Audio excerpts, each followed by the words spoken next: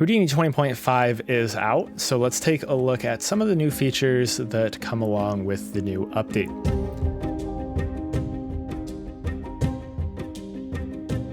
So I've taken a very brief look at some of the new things, so I know a little bit, but this is going to be pretty raw as far as my first impressions. So the first thing I want to talk about here is the viewport. So if I press D in here, you can see that we have the Houdini Vulkan viewport. Now you can probably switch this back to the OpenCL viewport if you would like. It's probably in the environment variables, probably something like Houdini underscore Vulkan underscore 0 or something like that. I think in Houdini 20, we had to set the Vulkan viewport through environment variables if you wanted to actually use the Vulkan viewport, but in my opinion, it wasn't ready. Now it definitely is. It's a lot more feature complete, and it's obviously set to the default, so it's going to be something that SideFX approves of. So I would definitely recommend just sticking with that. Don't worry about switching back to the OpenCL viewport. Let's go ahead. I'm in Solaris here, so if you haven't gotten the memo, with the last few updates, Solaris is kind of where Houdini is headed, at least in my opinion, and that's kind of where you are going to want to work for some of these things. So if you aren't familiar with Solaris yet, you should definitely need to start. I've got a series on that, on getting started with Solaris and Karma. If you want to check that out later, then go ahead and do that. Get yourself up and running with Solaris. You don't need to know a whole lot of USD to start working in Solaris. That's a misconception, but you will need to know a couple things, and I cover that in this series. So let's go ahead and jump in and just drop down a stop create here. And let's take a look at the new NPM solver. It's kind of what people are super excited about, I think. So if we type in NPM here, we have a bunch of different nodes in here, and then we have some different like setups in here. So let's maybe select one of these. Let's do maybe this building collapse. And we can drop that down, and this is going to use the new recipe system. So you see we get a bunch of nodes here that are dropped down. If I come up to this Windows tab here, and I click that, come down to Recipe Manager, we can see all of our recipes here. So you can make your own recipes, you can code your own recipes. It's all kind of like a HDA type situation, but it's a little bit different, and you can kind of share them if you would like. So if we check this read only, we're going to get the SideFX already implemented recipes. So if we take a look down here, we actually see the NPM little setups that we had in our node view here. So if I click on one of these, I can select it and click inspect, and it's going to bring up this window, and we can see that we have all these different settings here that we can, start to code our own things. So you can create all the different settings or all the different nodes with all the different settings, and basically change everything that you want.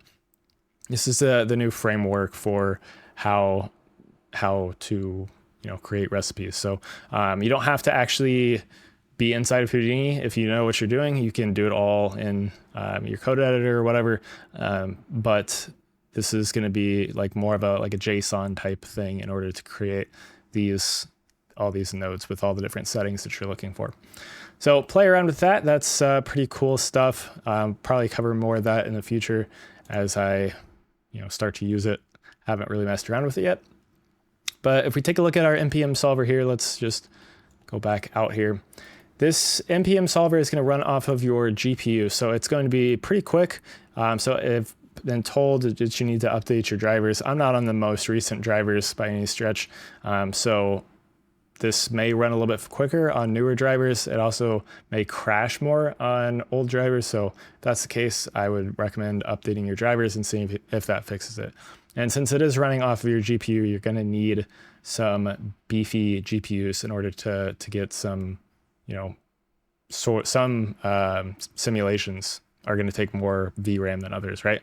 So if you don't have enough VRAM, you're going to run into issues. But let's go ahead and take a look at this. If I go ahead and press play, it's going to start playing. And when you first click play on one of these solvers, one of these setups to see, maybe you want to test it, it's going to run through, and it's going to take a minute to kind of start. The first frame is going to take a little bit longer to cook from my experience. And that's just because it's running off of OpenCL. So I think it's kind of just compiling all of that into something that can actually solve. So could be completely wrong about why that is the case, but that's my little uneducated breakdown. So this is actually running pretty quickly. I have a 3090 in my system. I also have a 5965 WX Threadripper. So that is kind of my specs here. So it is running pretty quick, I would say, but these are not really meant for, super high res simulations. It's more for things that you don't maybe need to be super accurate for. So you may, want to use these for background shots, things like that. But it does run pretty quick, which is kind of cool. And you can mix some different like simulation types. So like fluids and rigid bodies, grains, you can kind of mix them all. So let's maybe take a look at this water glass one and see what this will give us. So again, it takes a second to drop this all down.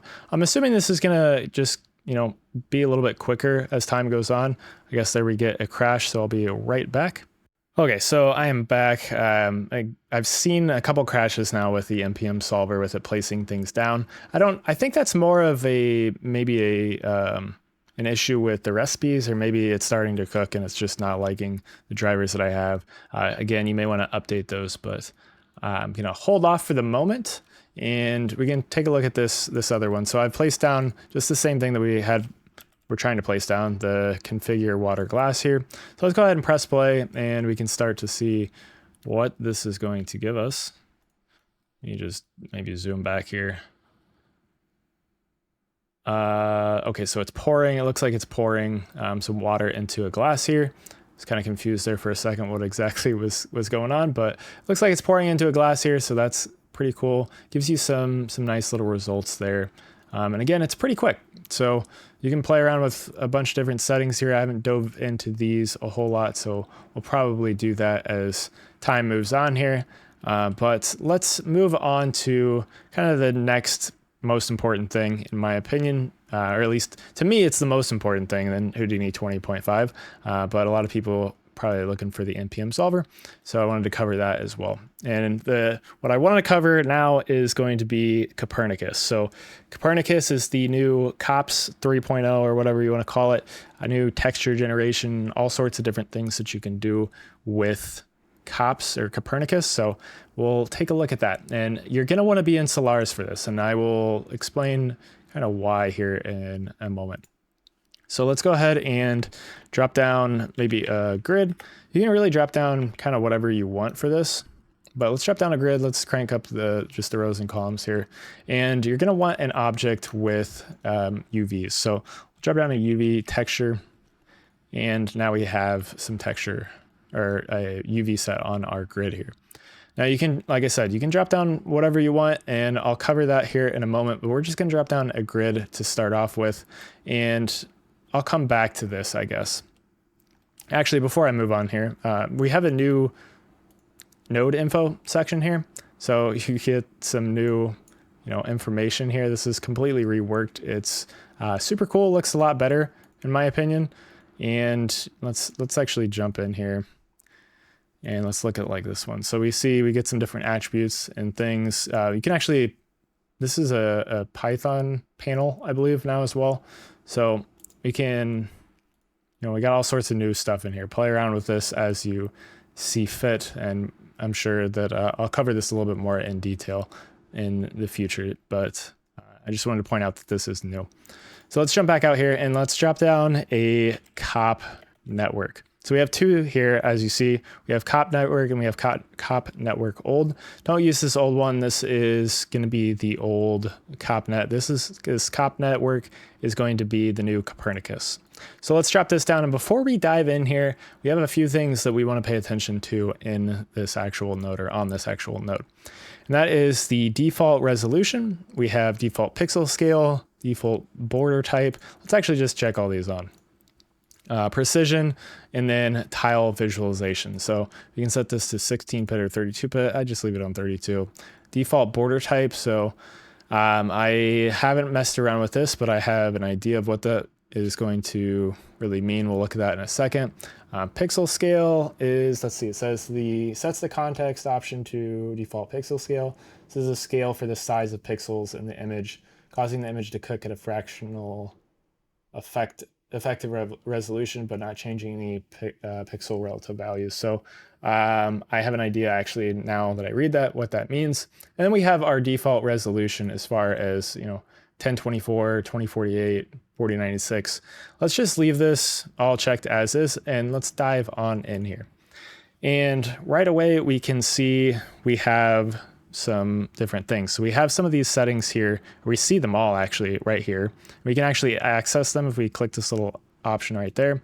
And this just brings this all up. So we could uncheck this. And as you see, as I uncheck that, we get this to be grayed out. And we can change that, as we see fit. And if I change this, yeah, okay, so that changes I think this is like the resolution, like an override resolution. So let's say you're wanting to work at like, 4K or 2K. If this is set to the proxy half resolution, it's going to run this down to 1024 by 1024. I think is how that's going to work. And then we have some tile visualization stuff. Let's uncheck that for now. Let's go ahead and drop down a noise node. So actually there's quite a few things that we have new in here. So if we just right click, we've got all sorts of, this is all, Copernicus node stuff. So there's a few things that you're going to want to do. Probably first and foremost, you're probably going to want to drop down in this utility. There is a rendering section where we can drop down a preview material node. And we can just set our view to like the front viewport, and we can see that this is going to be a grid here. So this is the preview material. You can plug all of your different maps into this, and it's going to, preview material for you. You can change the geometry type here. So if we set this to sphere, box, whatever we want, we can set this to, and we will get that preview geometry. So let's set this back to grid for now. And then let's drop down like a noise. So we can drop down a fractal noise, and we have all sorts of different settings in here. We can set this to be, RGB, mono, UV, whatever. So let's just set this to be the height for now. And you can see I'm actually going to jump out of that. So I don't really like being able to kind of rotate around, but do you, whatever you want to do. Let's turn off our grid for now as well. So with our material here, if we come down to this normals and displacement, we can affect the displacement scale. So if we want to tone that down a little bit, we can do so in there. We can also do that on the node here. So we have some different noise types. We've got all sorts of different things in here. And again, if I go ahead and let's cut this, let's set this to an RGB, and let's wire this into the base color here. And I think we might be able to see a little bit of what this half resolution is. Let's maybe up the element size here, like that. So if I uncheck this, and it's not really giving me a good view of what it's doing. So never mind on that, but let's go ahead and set this back to mono and wire that back into our height. So with this, I guess if we set this to something like 1024, and then if we change that to maybe a quarter resolution, it might make a difference as far as what this is. Let's also crank up our height scale. And actually this looks kind of low res because we need to up the divisions here. If we up the divisions, we get a lot higher resolution, mesh. So we can set this to like 300, and we get something a little bit higher res. So if I uncheck that proxy, and it's not really doing anything, I guess. So I don't know, maybe that's not doing what I think it is. But if we take a look at this, we have some shapes in here to build things. So they're all SDFs. So we have this SDF shape. Let's wire this into the height for now. And in this, we have all sorts of different things. So we've got some basic shapes. We have diamonds, we have a line, rectangular polygon. You see it's all updating in here as well. And it's super, super quick. A squircle, it's kind of cool. I thought it was a fictional shape, but there's all these basic shapes, and then we have a couple of other settings. So we have this marker one, which gives us a different set of options here. So we have asterisks, we have a check, chevron, clobber, whatever that is. We got a cross, infinity, ring, and upside down T, which I think is kind of interesting, and a tag here. And then we can come to the compound one, and then we get some more complex shapes. So I have archway, arrow, and obviously all of our settings here are changing. We can change all of these things. And this is going to be the basis of kind of how you're going to build textures here. So, we've got all sorts of different things. We saw the fish scale in this before. So again, I'll mess around with some of this stuff. It's not really doing anything, I guess. Octagon dot, rounded X, all these different things that we can use to build shaders. And then something I want to point out here, if you want to check your tiling, which is something that's important to do when you're building your textures, is we can check this little option right here. It looks like it's not working. Maybe we have to have something plugged into the base color. Nope. That's interesting. That should be setting this to tile. See, maybe it's not liking this. Let's set this like a grid. Yeah, okay, so this should be, maybe we have to be on these actually. Or like this fractal noise. This should be showing a tiling, which it's not. I haven't played around with this too much. I got it to work before though, so that's a little odd that it's not working. Maybe it's because we have height. Nope. I don't know. I guess I'll have to figure that one out. But if we take a look at this, we can change the tile visualization here. So we can set this to like 5. Maybe this is actually because it's not, actually maybe it's the border that's set the clamp. But if we turn this off, yeah, okay, that's what it is. So uncheck that clamp, that's what it's gonna do. If you wanna set it to a constant, you'll just get that. Mirror, we're gonna get this kind of mirrored look. And then you have wrap, which is like the default, right? So I would just keep that unchecked, honestly, that's what I would do. And then we can look at our preview material. So we can see that doesn't have an effect when you're actually previewing the material. It's only going to be with your noises and things like that. So this should tile as well. Yeah. And then we have like this rasterized geometry, rasterized layer. I think this is how you get it to be in like grayscale.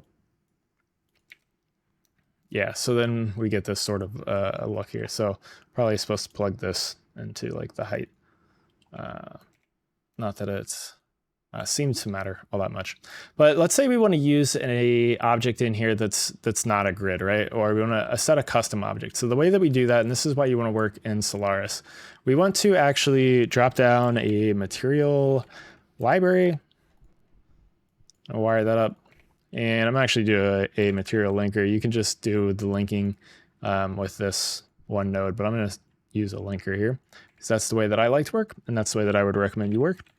We can drop down this Carbon material builder in here, and then we can drop down like an image, Material X image node. I'm going to wire this one into the base color just to show you, and then I'll wire another one into the displacement. Let's make sure that this one is set to float. This is just good practice to make sure that your outputs and inputs all line up with what they're supposed to be.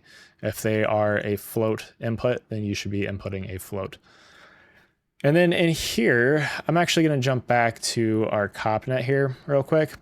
And we want to kind of specify some outputs. So you may want to do this in like a subnet or something, or you can just drop down like a null. If you're building a bunch of materials, you're probably going to want to wrap them into subnets and then output them. There is an output node that we could, set inputs and outputs to, but I'm not going to worry about that right now. I'm just going to set up our null here. So I'll set up like a base color, and then I'll create another one and call this one height. And I don't know, maybe we'll set our height as the fractal noise and our base color as this one. And then we can jump into our material library here, and we can come to our image, and in the file name, the way that we access that is with the op dash and then the slash, and we can do our stage. So we'll select our stage and then our CopNet, and then for this one, our base color. And then I'm just going to copy this. I'm going to paste this into the file name here, and I'm going to change that from base color to the height. And then I can jump back up out of here, and I can just assign that to our object. And you can see now we have that in our viewport. Let me just take that specular and turn that down, just because it's super shiny. So you can see that we have our height that is being displayed here, and then we have our base color. Now, if you're going to be, rendering this inside of Karma, you're going to want to drop down our camera, obviously, is what we're going to need, and then we would need a light as well. Let's just drop down a environment light, and then our Karma render settings. And in here, we would need to come to our geometry and shading, come down to dicing, select our camera, and then we can play around with these settings. And that's going to affect the resolution of like the subdivisions, basically.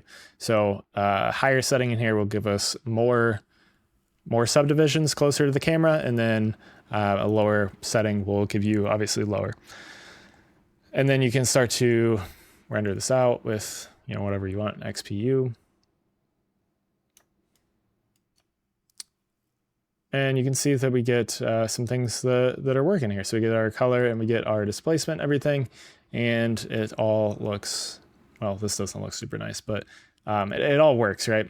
So that's how you access the Copernicus nodes inside of Karma. You can just route them to that way. There is also in this CopNet, I haven't really messed around with it, there's a slap comp.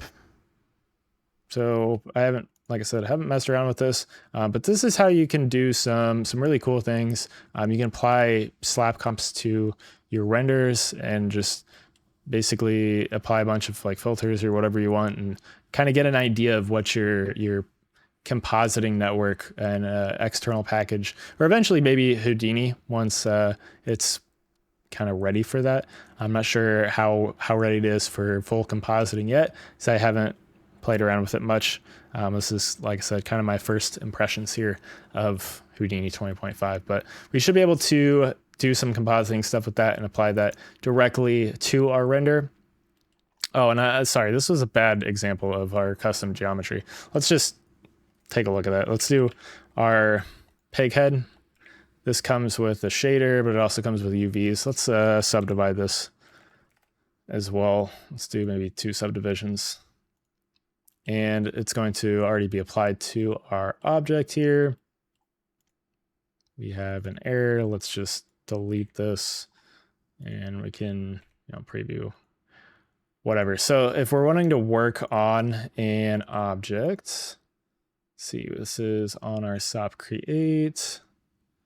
So we should be good on that. We can pin this viewport in here, and then we can dive into our CopNet, and this should be showing our object, our pig head. It is not. Let me just reset. It's going to not like that. Let's come back to our material linker here. Let's unpin this. Okay, there we go. And then let's repin this. Dive into our CopNet here. And then, so with this, obviously we have our object. We would need to play around with the actual displacement scale here. Let's maybe drop this down a little bit, maybe a little bit higher than that. You can see that we have our displacement being applied to this, and we have our object that is getting our textures. So we can work between or with a custom object using Solaris super easily just by hopping in and out of this. And then obviously we can change this to whatever we want. If we wanted the fractal noise to be applied to our pig head and the base color, then we get this sort of a look. If we want to disable our height, We just want to look at our base color here. We can also change our resolution here, and we can get some better resolution. It seems to still be wanting to take our height. So some interesting things with that, but to kind of play around with that, I guess it's just maybe refresh that update. I don't know why it's wanting to apply our displacement, even though we don't have any. It's a little odd. And we are still reading the height. So I'm not sure exactly why that is working the way it is. Maybe it doesn't like that it doesn't have an input. We can set down a constant node and we can set that to 0. And I guess that gets rid of it. So maybe it just doesn't like to not have an input. It's going to take whatever your last input was. So an interesting caveat, I guess. So be aware of that. But yeah, that's kind of my first impressions here of Houdini 20.5. We're going to be taking a look at a bunch of the new features in a lot more detail than what we've done here. This is just kind of, like I said, my first impressions as far as Houdini 20.5 go. We're going to be doing a lot of things with Copernicus and stuff going forward. I'm very excited to mess around with it all and play around with compositing and building textures and all sorts of different things. I've got some cool ideas. You can do simulations on your geometry. There's a lot of different things that you can do with this. So we're going to take a look at a lot of different things. So make sure to subscribe so you don't miss any of that as we go forward through here into the future. And I guess let me know what you're most excited for so I can kind of see what people are interested in, and I will try to kind of include that as far as what I'm making as far as videos go. That way, if you get stuck on something, maybe you can reference a video and move past it to build your final setups. But anyways, thank you all for watching. Like I said, make sure you subscribe so you don't miss any of the new stuff coming with Houdini 20.5. I'll be covering a bunch of the new features. Anyways, thank you guys for watching and have a good day.